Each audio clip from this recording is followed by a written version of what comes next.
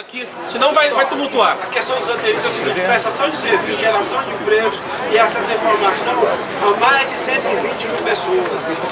Tanto aqui no Rio como fora, eu tenho uma associada em Goiás. O que acontece? Nós procuramos o Estado, nós procuramos a Anatel, trouxemos, criamos um método diferenciado para o setor de assinatura.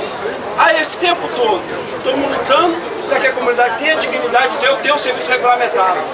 Nós temos um problema: eu tenho uma empresa, eu tenho CNPJ, eu gero emprego, nascido da comunidade. A posição da Anatel, junto à secretaria, era arrancar tudo. Tirar todo o serviço que está sendo feito de que for TV aberta ou TV fechada, mas há 1 milhão de pessoas no estado do Rio tendo um serviço irregular. Então a posição da associação é muito importante para que essas pessoas tenham, eu tenho um serviço regulamentado na minha casa. A outra questão é, a BTUI representa hoje um conjunto enorme de pessoas que têm direito, acesso à TV.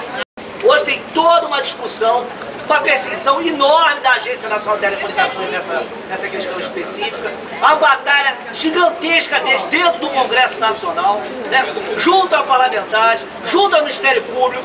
Já foram, inclusive, alguns deles presos, pessoas deles foram presas, retiradas de casa, a casa foi tomada. Então, não ter uma representação de um grupamento desse que está discutindo uma questão específica, mas estratégica para a sociedade, principalmente para os mais pobres, eu acho que é uma questão de bom senso. Eu espero que a BTUI faça parte dessa lista.